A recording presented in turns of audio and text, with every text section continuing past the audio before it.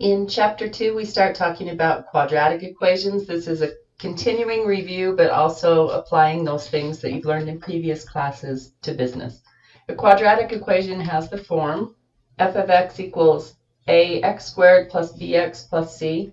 The important part of this is that there is a squared. That's what makes the equation quadratic. And having a squared means that you need to use different kinds of strategies to solve the equation. It could also just be some variable equals ax squared plus bx plus c, because after all, y is just another name for f of x. To solve the quadratic equation, there's the quadratic formula. X equals the opposite of b plus or minus square root of b squared minus 4ac all over 2 times a, where the a, the b, and the c are given in the quadratic equation. Important to note that this solves for x, but that solves in an equation that has been set to 0. You must have a 0 in order for the quadratic formula to give you the answers that you're expecting. For example, suppose we are wanting to solve the equation x squared plus 6x minus 10 equals 0. It's quadratic, so identifying the a, the b, and the value for c. A is 1, b is positive 6, and c is negative 10. To get the answers, I use the quadratic formula. Opposite of b, which is 6, either add or subtract square root of b squared minus 4 times a is 1, c is negative 10, all over 2 times and a is 1. It gives me negative 6 plus or minus the square root of 36, then plus a positive 40, all over 2, negative 6 plus or minus square root of 76 over 2. The square root of 76 will simplify. 76 is 2 times 38. 38 is 2 times 19. 19's prime, the 2's are prime. So square root of 76 is square root of 2 times 19. This set of 2's can come out. So I've got negative 6 plus or minus 2 times the square root of 19 all over 2. Then I've got a common factor of 2 in the numerator that I could factor out. That would leave a negative 3 plus or minus the 2 factored out. I just have the square root of 19 left. All over 2. Now that 2 is free to cancel, and x is negative 3 plus or minus the square root of 19. In exact form, those would be your answers for x. And that means that there are 2 separate answers, either negative 3 plus the square root of 19 or negative 3 minus the square root of 19. But then you could take those answers and you could find approximate numbers, which would be converting these over to decimals. So negative 3 plus the square root of 19 is approximately negative 3 plus 4.358898, which makes 1.358898. And then you decide where you want to round, or better yet, WebAssign will tell you where you should round. So x would be approximately 1.36. But there was a second answer, or negative 3 minus the square root of 19. That's negative 3 take away 4.358898, and so on, which makes negative 7.35. And then rounded, x would be approximately negative 7.36. So the problem will tell you whether they want exact answers with the square root, or if they want approximate answers using a decimal form. Let's look at a homework problem. Global spending on travel and tourism, that's in billions of dollars, can be described by the equation. Tourism is a big industry, and they have recalibrated these numbers to count for billions. X is the number of years past 1990. So if I want the year 1996, then X would only have a value of 6. If I want the year 2030, then X would have a value of, that's 40 years past 1990. And so find the year after 1990 in which spending is projected to reach 2,368 billion. That's a Y value because it's spending. So Y is 2,368. It's already in billions, and I want that to be 1.48 x squared minus 25.23x and plus 41691. Okay, I've got a quadratic equation, a quadratic formula to solve it, but before I can do that, I need it set to 0. The quadratic formula only solves quadratic equations that have been set to 0. So I will take away 2,368 from both sides. I have 1.48x squared. I still have negative 25.23x. Now combining my constants, I have 1,951.09. So I've got A, B, and C coefficients set up.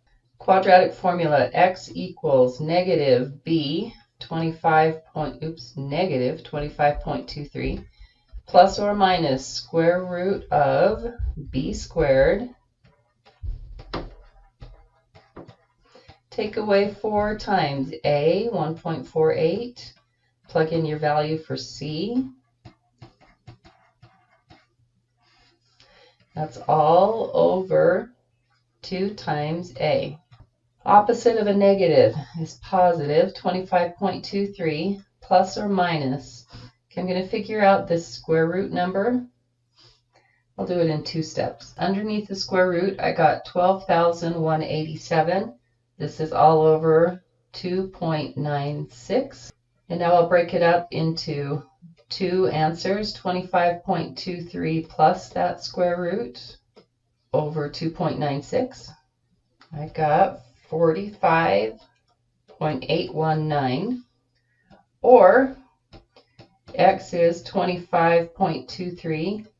Take away this square root, all over 2.96. But when you work out this second answer, you get a value of negative 28.77. And now looking at the context of the problem, x is the years past 1990. I can't have negative 28 years past, so I throw out this possibility. It was perfectly fine mathematically, but it didn't make sense in the context of this problem. So I've got only one answer of 45.819, and that's a value for x. Okay, now do not put in 45.819, because if you submit it, it will tell you that you're wrong. And the problem is that the question wanted find the year after 1990. So this is not the year 45, it's 45 years after 1990. So that would be 1990 plus 45 more years would be the year 2035, and it would be 0.819, so around, September-ish, 80% of the year. So it'd be during the year 2035.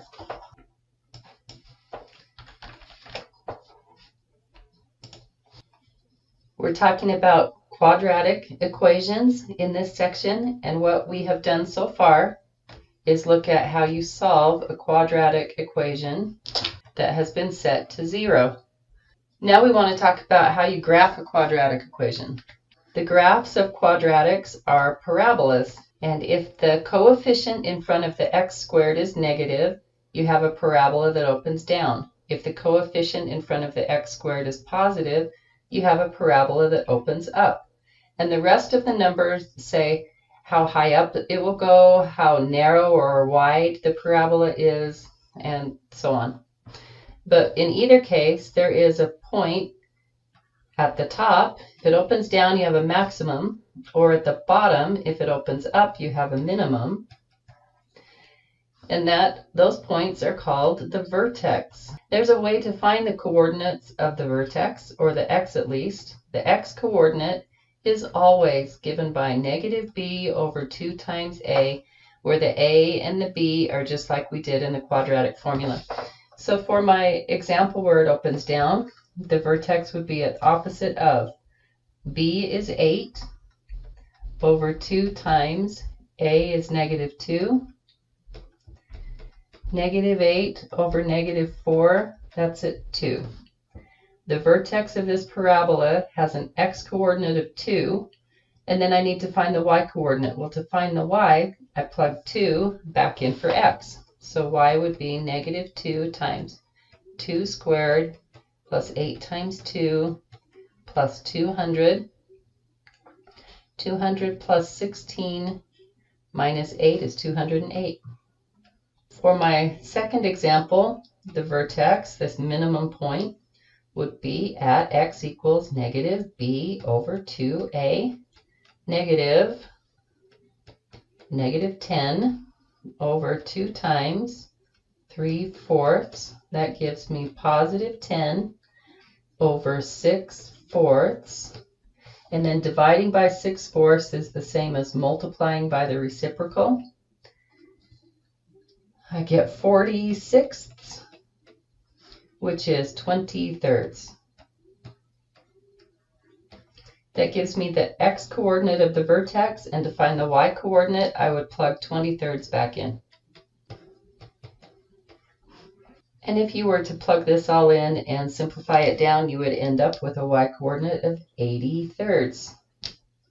So the x-coordinate of the vertex can be found by using this formula, and then the y-coordinate is found by plugging the x back in and solving.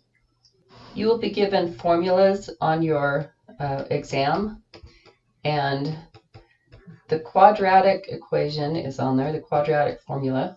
Oops. The vertex formula is not, but here's how I remember the vertex formula. You've got the quadratic formula, just take out the square root part. Just take out all of this. And now you have the vertex formula. X equals negative b all over 2a. In this example, I've been given a formula, which is for the profit. So capital P is the profit, and X is the number of units that were made and sold, because profit is both revenue and cost. And I want to know, is there a maximum profit? First, if I were to graph this equation, what shape would I expect to see? Well, it's a parabola because it's a squared, and it opens down because it was a negative coefficient on the x squared term. So the profit function has this shape. Is there a maximum possible profit? Yes, and it occurs at the vertex. To find the vertex, I use x equals negative b over 2 times a. Negative 80 for b over 2 times a is negative 0.2. Negative 80 over negative 0.4 gives me 200. So 200, what? Is that like $200 of profit? No, that was an x. So x is 200 items. That would be here. The maximum possible profit happens when x is 200 items. So what is the possible profit? What's the amount that I can expect? Well, that's capital P, and then I plug my x value back in here. Negative 0.2 times 200 squared plus 80 times 200 minus 1,400. It's negative 8,000 plus 16,000 minus 1,400, 6,600. So 6,600, that's dollars profit, is the most I can ever expect to make given this equation as my business model. So this height happens at 6,600. If you want to have more profit than that, something has to change in how your business is set up to change these variables in your model. Let's look at a WebAssign problem. The monthly profit from the sale of a product is given by, and then they have handed you a profit function. That was very kind of them. There it is. And notice that it's quadratic, which should not be a surprise since we're in chapter 2, which is about quadratics. What level of production maximizes the profit? So when you're looking for a level of production, that's an X. X is the units, so this would make a level of production. Okay, X. To maximize the profit, I want the vertex. The vertex happens at negative B over 2 times A. Now just be a little bit careful. Here, A is negative 0.1. A isn't the first thing you write down. A is what's attached to the X squared. And then B is the coefficient in front of the X. So opposite of B is 18 over 2 times A is negative 0.1. Negative 18 over negative 0.2 makes 90. That's 90 units. And that's your production. That's where your profit is the highest, so don't make your 91st item. Your profit will go down. Okay, next, what is the maximum possible profit? So now they want the dollars. That's a capital P value. And not just anywhere, but at the max. The max happens at X equals 90. So I'll plug in 18 times, put in 90, minus 0.1 times, plug in 90 and square it, minus 100. 1620 minus 810 minus 100 gives me $710 of profit. So the coordinates of the vertex would have been 90, 710. The first coordinate is an X, which represents the number of units. The second coordinate is a capital P, which represents dollars of profit. So be careful when you read the question to consider what the question is asking for. We're going to revisit the skating rink problem that we did in the Excel number 1. This time we're going to do it with equations. The owner of a skating rink rents the rink for parties, $840 if 60 or fewer skaters attend. So if you took that $840 and you divide it out over 60 skaters, you get $14 per skater. So that the cost per person is $14 if 60 attend. Okay, but then you have a pricing policy for every 5 skaters above 60. You reduce the price per skater by 50 cents. Construct a table that gives the revenue for 60, 70, and 80 skaters. So for 60 skaters, we already know the price per skater is $14. And then you multiply those together to get 60 times 14 is $840 of total revenue. Then for 70 skaters, you have 2 groups of 5. So each group of 5 reduced by 50 cents. So this had reduced by $1. You now have 70 skaters at $13 each.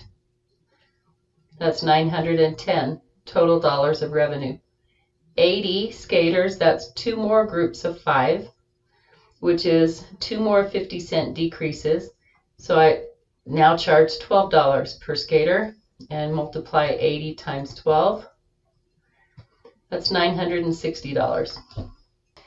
I want you to notice something about the pattern. Is the revenue going up? Yes, it is, but from $840 to $910, it went up by $70. From $910 to $960, it only went up by $50. The amount of increase in the revenue is starting to decline, which means that the revenue is starting to slow down. Your revenue is starting to go like this. You're getting more revenue. It's still increasing, but it's not increasing as fast as it used to be. In WebAssign, we fill out the first few boxes.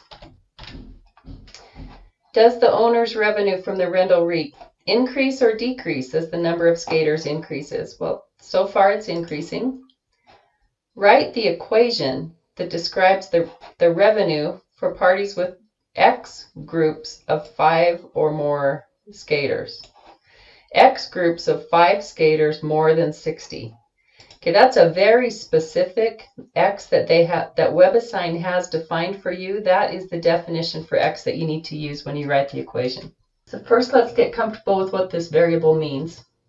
If X had a value of 3, that means 3 groups of 5 skaters, which would mean 15 skaters, but that's beyond 60.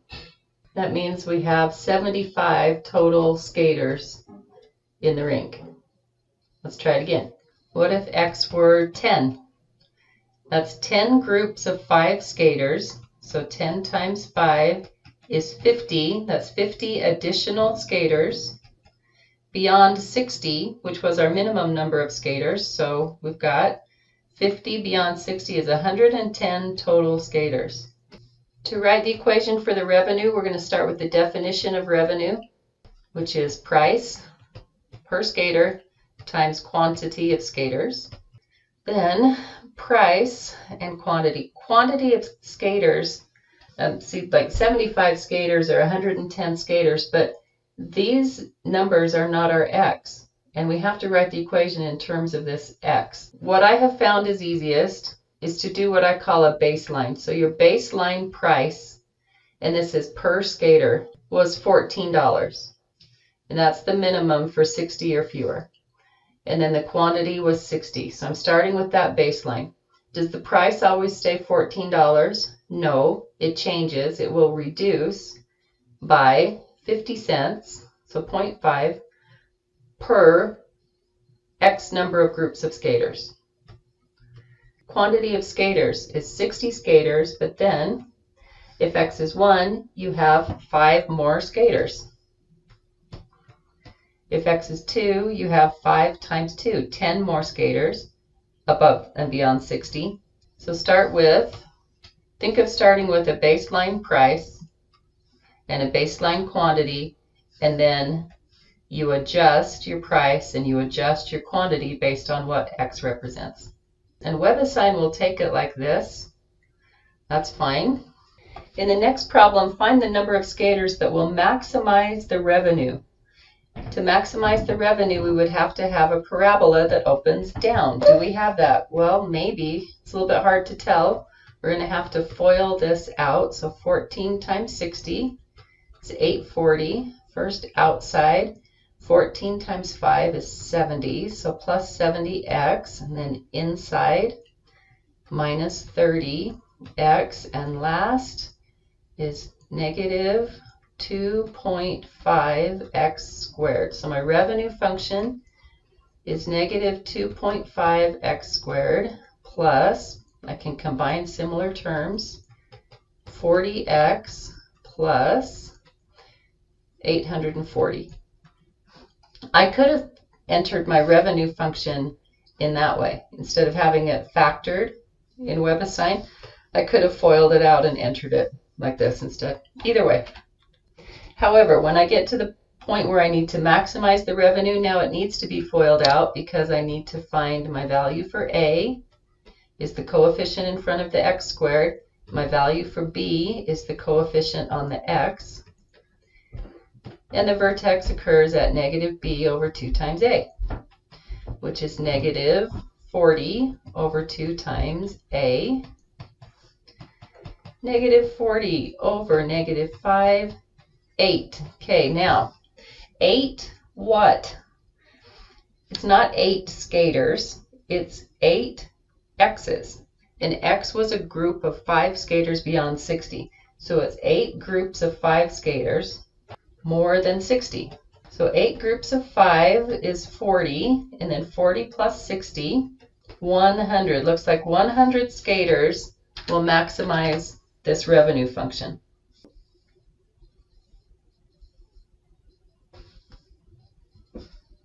Okay, let's take a minute to review what we've done. We had quadratic equations of the form something x squared, something x plus a constant. And we could find the vertex, negative b over 2a, and we could solve set to 0 with this quadratic formula. The last thing we need to do is talk about rates of change. In our section on lines, there was a problem that talked about find the rate of change of profit or something, and it turned out to be the slope of the profit function that we had found. That will be true throughout this course, throughout life. In fact, a rate of change is a slope. A slope means a rate of change. Calculus is the study of things that are moving, things that are in motion. How is your profit moving and changing? How is your revenue changing? The rate of change is the slope. There are, however, two kinds of slope. This part is new. There's an average rate of change, and there's an instantaneous rate of change, and those are slightly different slopes. The average rate of change is the slope that we're familiar with. It's a 2-point slope, y2 minus y1 over x2 minus x1. The instantaneous rate of change is going to be a 1-point slope. So average, you need 2 points. Instantaneous, you're going to find the slope at a single point. We do this in section 9.3. But I want to get it into your mind now so that you'll be prepared for what an instantaneous rate of change is. We're going to find the slope at 1 point. Let's take an example. Find the average rate of change of the function 2x squared minus 3x plus 4. It's a parabola, quadratic, between x equals 0 and x equals 3. First is to interpret what the question wants. It wants an average rate of change. An average rate of change is a slope. To find the slope, I need 2 points. They gave me x equals 0 and x equals 3. So I have 2 points, but I only have the x coordinates. I'll have the first x be 0 and the second x be 3. Then to find the slope, I need to have corresponding y coordinates. If only there was a way to figure out the y value when I knew the x value. Well, that's what the function does. So take 0, plug it into the function, and add it up. I get 0 minus 0 plus 4. Y is 4. So when x is 0, y is 4. When x is 3, plug in the 3. I get 9 times 2, 18 minus 9 plus 4. 9 plus 4 gives me 13. So the problem only gave me the two x values. I had to build the y values. Now that I have my x's and I have my y's, I can decide that the point 1 is the 0 and 4 coordinates, point 2 is the 3 and 13. So your average rate of change is your slope between those 2 points, which is y2, 13, minus y1, 4, over x2, 3, minus x1, 0, gives me 9 over 3, which was 3. And of course, if I change the x values that were given, then it will change what the y values would have been, and then it will change what the slope would have been. So in your WebAssign, you are told to find the average rate of change. You're finding the slope. You're given a function and 2 x values. Take your 2 x values, build your y values, and find the slope. This part of our review material deals with piecewise defined functions. They're easy to recognize because they have this big curly brace, and then they have different equations on different kind of rows. For a function, you take an x value and you plug it into some function, we'll call it f, and it gives out a y value. Well, with piecewise defined functions, you start with an x, and then depending on the size of the x, you could plug it into either one of two completely different functions. In the one that we're considering here, if the x is greater than or equal to 5, then you build the y value by doing 3x minus 4. But if x is less than 5, you build the y value with a completely different formula, x squared plus 2x. So the first thing you need to do is check the size of the x, which is this condition, and then determine which one of those will be in play for your given x values. So for instance, if I have f of 0, the first thing I do is look at the x value of 0, say which branch of the function is it in. Well, it's not bigger than 5, so I don't use the top branch. 0 is smaller than 5, so this is how I build my y coordinate. So I plug in 0 squared plus 2 times 0, and I get out 0. If I want to find f of 7, that means the x value is 7, so I first compare the two conditions. 7 is greater than or equal to 5, so I'll use my top function. I'll do 3 times, plug in 7 for x, take away 4. That's 21, take away 4, 17. So we're still inputting an x value and getting out a y value, but now we have either one, not both, either one or the other of those two different equations. Let's look at this problem. The monthly charge in dollars for X kilowatt hours of electricity used by a commercial customer is given by the following function. C, which would stand for charge, and then here's this big piecewise defined function, and it's got 4 different branches. You'd start with these conditions for X. So find the monthly charge for the following usages. 25 kilowatt hours. That means X is 25. So you'll go through these conditions until you find the one that allows X to be 25, and it's the equals condition right here. So the charge is built by this first equation. So charge would be 7.52 plus 0.1079 times for X, plug in 25. And that gives you an answer of 10.2175. For the second one, X is 40 kilowatt hours. That no longer meets the conditions of the first branch of the function. Instead, we'd be on the second branch. So the charge would be given by 19.22 plus 0.1079 times, plug in 40 for X, and we'll get a value of 23.536.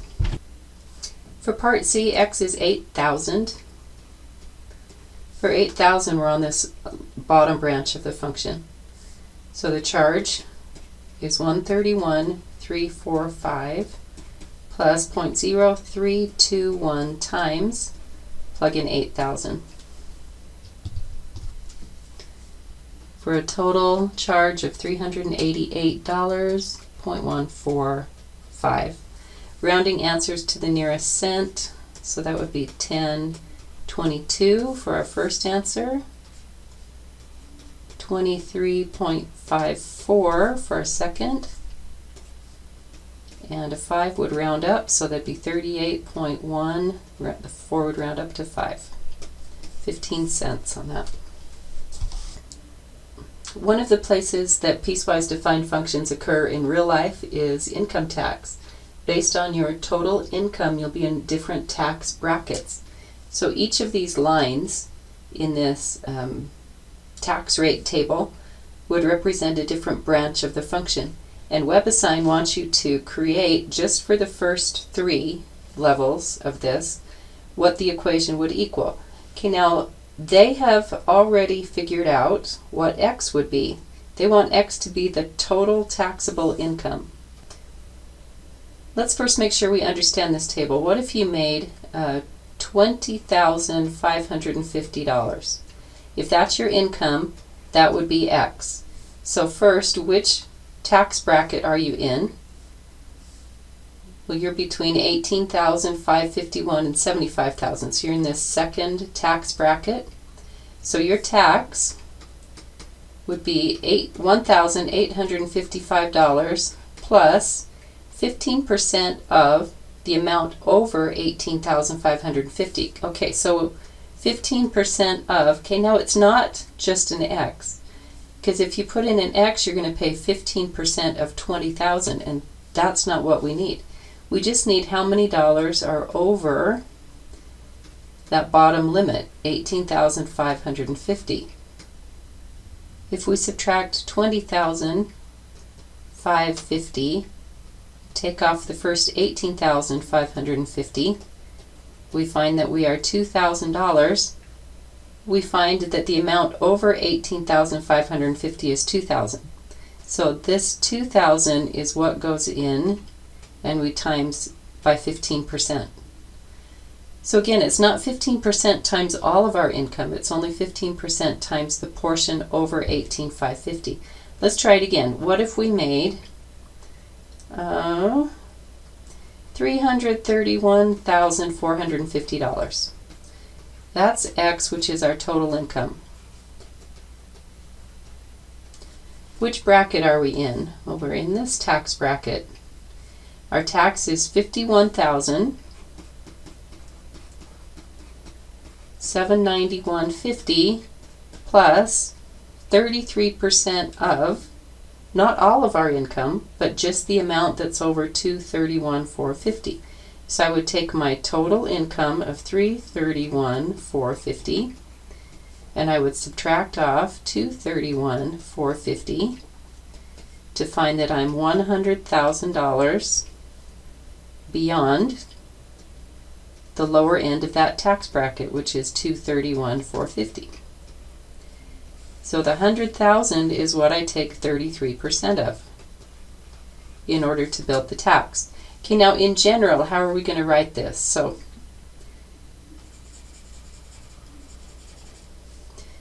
we don't know exactly how much we made, so we're just going to call it, let me take all these out. We just made X dollars. Well, what is the amount over $18,550? We would take total income, subtract $18,550, and that's the most simplified we can get, and we would plug that in. So X minus $18,550. Okay, so let's go through this. Let's do the, this first tax bracket is pretty easy. 10% of your income. Okay, so 10% of your total income, which is X. Done. For your second tax bracket, it's